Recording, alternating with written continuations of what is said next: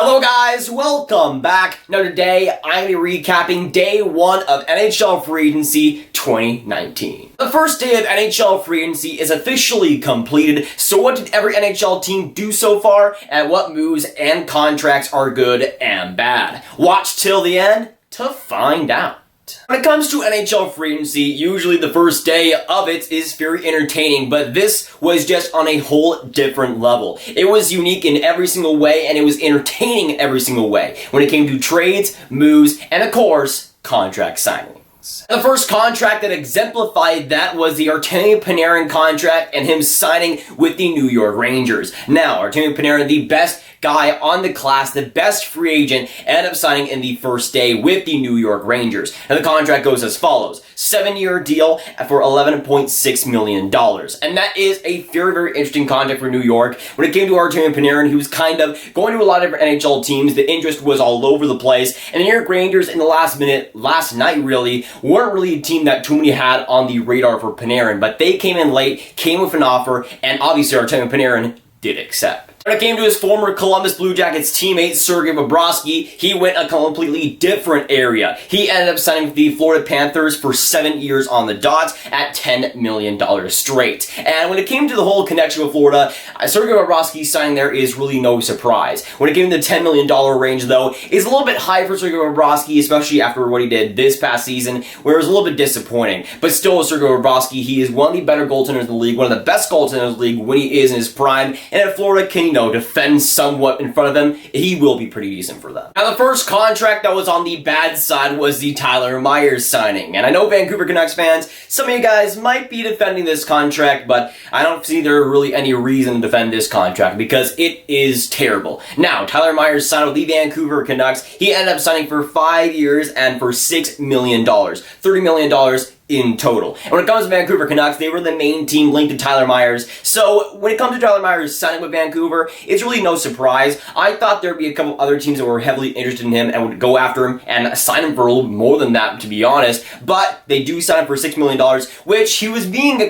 guy that could get $7.5, $8 million a couple of days ago. And at $6 million, it looks like a little bit of a bargain for Vancouver, but Tyler Myers still is not that good. Probably isn't worth $3 or $4 million. He's just a big guy and will be that for the Vancouver Canucks. Now, putting the spotlight on the Minnesota Wild, and they got one of the big guys of the entire free agency, signing Matt Zuccarello. Now, the Minnesota Wild lands Zuccarello, and they ended up signing him for 5 years at $6 million flat. And a big signing for the Minnesota Wild, a signing that they definitely were after. When it came to Matt Zuccarello, especially in the last couple of days, the Minnesota Wild were one of the main teams linked to him. We saw the Colorado Avalanche being in the conversation too. They ended up going by the wayside. They didn't want to offer as many years as obviously the Minnesota Wild did. The Minnesota Wild gave the money that Matt Zuccarello wanted. He wanted that 5th year. He wanted $6 million or above. So when it comes to Minnesota, they bite on Matt Zuccarello, and he will be decent for them, even if 5 years is a little bit steep. The first goaltender that we mentioned in this video, the spotlight being on Robin Lehner, and he ended up signing with the Chicago Blackhawks a 1-year, $5 million deal. Now, a couple weeks ago, it would have felt like a slam dunk that he re-signed the New York Islanders, but in the last couple of days, as New York went after guys like Bobrovsky and Panarin, it seems like Lehner was kind of discouraged and went away from the New York Islanders. Now, the Islanders offered him a 2-year, $5 million contract. Obviously, he goes to Chicago. He accepts a deal that has 1 year less. So it might be a deal about that 1-year contract. That might be a thing he's going on, but he obviously doesn't have the New York Islanders, and the Chicago Blackhawks are pretty happy to get him at that price. Going on to the next signing, that being one of the better forwards in this free agent class, we have Gustav Nyquist. Now, he ends up signing in this free agency with the Columbus Blue Jackets. The final deal, is for 4 years at $5.5 million. Now, of course, he was traded to the San Jose Sharks this past season, had a decent run with them as well, but when it came to him, he really didn't fit too well with San Jose. We all knew that he was going to go in the free agency, test the market, and he does. Get some big money, and Columbus already has a lot of money to throw, so going after Gustav Nyquist is not a surprise. and a decent contract too. Now the next signing, that being a big one, and now we have the Matt Duchene upgrade. Now, he ends up signing with the Nashville Predators at a total of 7 years for $8 million. A pretty big contract, but maybe a little bit less than we all expected. Now, when it came to the PK Subban trade, after that we all thought Matt Duchene would be a Nashville Predator. There were a few rumors that Montreal was going heavily on him, and that was true. They were very much on him. But the Nashville Predators do end up signing him for only $8 million. It was reported that he would want up to $9.5 million, but Nashville gets a pretty good pay cut. The next signing, this one being a little bit more of a depth option, but still a pretty interesting one, this time being Jason Spezza. Now, he ends up signing with the Toronto Maple Leafs after being with the Dallas Stars for quite a few years, after that $7 million contract, but he signs with the Toronto Maple Leafs for 1 year at $700,000, a league minimum contract to go to Toronto. And this makes quite a bit of sense for both sides, honestly. A cheap option, Jason Spezza, yes, is older, but a great face-off guy that is pretty solid defensively. And for Jason Spezza, he wants to win a cup, and Toronto is a pretty solid bet to do that. Now, when it comes to that whole work ethic, again, he grew up as a Leafs fan, so it does kind of work, I would say. And for Toronto, they get a cheap option, which right now, they definitely need. Going on to the next depth signing, or at least should have been a depth signing, we have the Brandon Tanev contract. Now, he ends up signing with the Pittsburgh Penguins for 6 years at $3.5 million. Now, I wouldn't have had a segment on Brandon Tanev, if he signed a normal deal, but the Pittsburgh Penguins are kind of feeling insane today, and they went out for a crazy, crazy deal. Now, I like Brandon Tanev, but 6 years and $3.5 million is a little bit steep, and for Pittsburgh, a team that is always in need of cap, this just seems like a baffling move. Speaking of confusing and baffling moves, we have the Wayne Simmonds contract, and he ends up signing with the New Jersey Devils for 1 year, $5 million. Now, it's not confusing and really at all that he's signing with New Jersey. Wayne Simmonds and New Jersey seems like a pretty solid fit, but the contract itself is pretty wacky. Again, 1 year, $5 million. Looks like Wayne Simmonds is having a prove-it contract, trying to do as well as he can in New Jersey, and he might as well. With New Jersey, that is solid depth, especially if he rebounds. He can be a third-line winger, potentially second-line winger if he does go back to his 2017-2016 form. So I think it's a risk that New Jersey might as well take, and of course, that $5 million contract is nothing. They got a ton of cap space to work with right now. Going on to our second goalie contract, this time with the Semyon Varlamov situation, and this time with still the New York Islanders. Semyon Varlamov accepts a deal to go to the New York Islanders for 4 years at $5 million straight. And after the New York Islanders obviously swung a miss on Robin Lehner, they go after and get their guy apparently. Now, Semyon Varlamov at 4 years is a big yikes already, but $5 million is, that's just an interesting one for New York, I'm going to be honest. Now, Colorado fans would tell you that that is not a good contract whatsoever, and it really isn't. When it comes to Semyon Varlamov, you get a downgrade completely from Leonard to Varlamov. That'll be interesting to see how it works out, but for the most likely parts, it won't be a good contract for them. Now, also, going back to the New York Islanders, we had their captain, or at least almost looking like their former captain, Anders Lee, re-signing with the team. Now, he ends up signing with the New York Islanders for 7 years at $7 million. 7 by 7, sweet, perfectly right there. And when it came to the New York Islanders, when it came to Anders Lee, he was again a guy kind of like Robin Lehner who was looking to be potentially out of New York. They were looking again on Panarin, Bobrovsky, and we thought those negotiations might lead Anders Lee to a team like Montreal. There was a lot of rumors that they were going after him late in the game, but he does end up signing with the New York Islanders. Again, being the captain there, it makes sense. It was kind of weird that he was going to go anywhere anyways. It would have been definitely funny if 2 straight Islanders captains left in 2 straight off seasons, but he does stay in New York, and his name right now is Anders Loyalty. Next signing, and as a Dallas Stars fan, this one just warms my heart. We're going to talk about the Joe Bobrovsky signing. A former captain of the San Jose Sharks does end up signing with the Dallas Stars. 3-year deal at $7 million. And again, as a Dallas Stars fan, I just love this deal to pieces, man.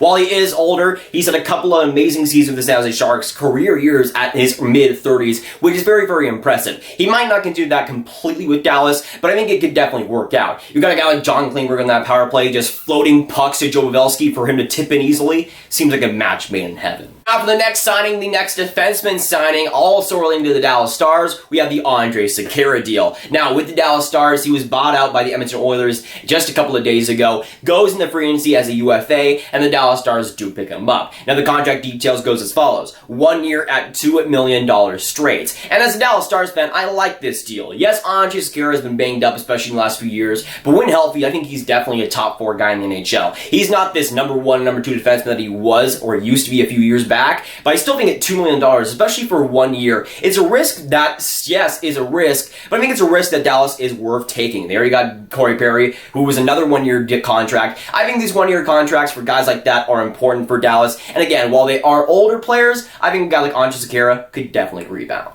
Now for the next goalie signing, this one being very interesting, we have the Cam Talbot situation. Now he ends up signing finally with the Calgary Flames at a 1-year deal for $2.75 million. And when it came to the Calgary Flames and the Edmonton Oilers, it was almost like they switched goaltenders. We saw Mike Smith go to the Calgary Flames for $2 million, and we saw Cam Talbot go to the Calgary Flames for $2.75. And that's the thing right there. That's what makes it so interesting, because when it comes to all of that, when it comes to Calgary especially, they already got David Riches right there. We'll see if he's a full-time starter. But when it comes to Talbot, he's the type of guy that you do want to take a risk on. In Edmonton, it was not working out whatsoever. In Philadelphia, it barely worked at all. But in Calgary, he can have a fresh new start, maybe a long-term start, and I think that will be best for him and his career. Now going on to the first RFA signing of the day, we have the Timo Meier signing, and he ends up re-signing with the San Jose Sharks. Of course, they had a couple of contracts that they let go off the books. They had the money, and they did re-sign Timo Meier. He stays with San Jose for 4 more years at $6 million on the books. And when it came to San Jose, obviously they had to let go guys like Joe Pavelski to get this kind of deal done, but it was definitely worth it. Timo Meier might be one of the most underrated players in the entire NHL. This past season, he was an absolute monster, both in the regular season and in the playoffs. I think this deal will be an absolute steal, especially probably next year. Honestly, it's a steal right now. He's probably worth $7, maybe $7.5 million as is, but when it comes to San Jose, they lock him up for 4 more years, which is a very good idea. Now moving on to the last goalie contract that we'll talk about in this video, we have the Petr Mrazek signing. Now he ends up re-signing with the Carolina Hurricanes, 2 years on the dot at $3.1 million per year. And when it comes to Petr Mrazek, especially in the last couple of hours leading up to his potential signing and his initial signing, there was a lot of rumors of him going to different teams. We thought he might go to New York, of course. Before that, they ended up signing Semyon Varlamov. But when it came to Petr Mrazek, he was pretty much all over the air. There always still was the possibility of him going to Carolina, but what didn't really seem like the best bet for him until the last couple of minutes before that signing, where everything just blew up. We found out that he was re-signing, and for Carolina, that is pretty solid. Again, they have James Reimer, they have Petr Mrazek. Mrazek was amazing in Carolina, especially down in the stretch. We'll see if that continues, but right now, I think it's a pretty solid fit. Now we're going to move on to the trades and all the rumors that happened throughout day 1, and there were some pretty big ones. The best one, and obviously the one that blew up, was the trade between the Toronto Maple Leafs and the Colorado Avalanche. You had guys like Tyson, Barrie, Alex Kerfoot, Nazem, Kadri, Calle Rosen being exchanged. I already made a video about that on this channel as well. Check that out if you haven't already. But when it came to that signing, or when it came to that trade, I think the Toronto Maple Leafs had a pretty solid trade there. Again, they didn't really have to give up too much for guys like Tyson, Barrie, Alex Kerfoot. 2 very solid young players too. So I think Toronto does win. Colorado also gets some solid assets back. Nazem, Kadri should be good for them. In the end, I think it's a close trade, but it's one that Toronto does win, even if it is just barely. Now for the next trade, this one ended up happening a little bit earlier in the day, but it was a little bit swept under the rug. This one was the Jimmy Vesey trade between the New York Rangers and the Buffalo Sabres. Now, the New York Rangers do end up trading Jimmy Vesey to the Buffalo Sabres in exchange for a 2021 third-round pick. And again, this trade was a little bit swept under the rug, but it was pretty major considering how much hype Jimmy Vesey had as a prospect. If you remember back to his college days, he was one of the most hyped prospects on the earth at that point, and the New York Rangers did end up signing him initially. There was a whole test period. Again, he's had a couple of years in the NHL, hasn't really done too much. He's a decent third-line guy, but up to this point hasn't proved himself to be anything better than that. For the Buffalo Sabres, though, at worst, I think it's a decent depth option, and giving up a third-round pick 2 years ahead is pretty solid for them. Now, the big news that happened on day 1 of free agency wasn't a contract signing, it wasn't a trade, it was an offer sheet. And you all know what I'm talking about. You have the Sebastian just situation and just the chaos that happened from it. Now, when it came to the RFAs, a lot of people said that a guy like Mitch Marner would get offer sheeted. We all thought guys like that would get offer sheeted. And a guy like Sebastian was kind of under the radar. Carolina doesn't really have too much cap space. They don't have too much money in general in their franchise. And they gave him a little bit of a lowball offer. But the Montreal Canadiens swooped in after kind of striking out on Matt Duchene and ended up giving him an offer sheet. And Sebastian did accept it. Now, the final offer sheet that Montreal ended up getting was an $8.4 million contract. I think it was around 5 years, something like that. But the Montreal Canadiens came in and basically swooped Sebastian up. Now, when it comes to the Carolina Hurricanes, they'll most likely match the offer, so he most likely won't be a Montreal Canadian, but it still is fun to speculate about. Again, the Montreal Canadiens going out and offer sheeting a player, even if it doesn't end up happening. Even if Sebastian isn't a Hab, it's still exciting news for what we might see. Again, if he doesn't go to the Montreal Canadiens, there's guys like Brandon Point out there, Mitch Marner right there, and the floodgates have pretty much been opened now because we finally saw an offer sheet. When it comes to day one of NHL Free Agency 2019, it was filled with a ton of fantastic players, a ton of great signings, a ton of iffy signings, some decent trades, and of course the Sebastian situation. So as a first day of the NHL Free Agency, especially compared to years past, it was pretty greatly entertaining. There was obviously some down points in there, but we saw amazing players like Artemi, Panarin, Sergei, Bobrovsky, Matt Duchene go to their new teams, go to big deals, and of course the awesome trades that we did end up seeing. In this video, I need to hear your guys' thoughts down in the comments down below. So let me know, what do you think about day one of the 2019 NHL Free Agency? What contracts do you think are good? What contracts do you think are bad? And also let me know, what do you think about the trades that we also saw and the Sebastian offer sheet? But if you guys want some more Grav videos just like this one, you can click on this card right here to watch my video on Artemi Panarin and him signing with the New York Rangers. But that'll be it for today, guys. If you guys did enjoy, make sure you hit that like button, hit that subscribe button, and hit that notification bell if you haven't already. Again, comment down below your thoughts on today's day one recap of Free Agency and what you thought about Free Agency so far. And I'll see you guys next video or stream. Goodbye.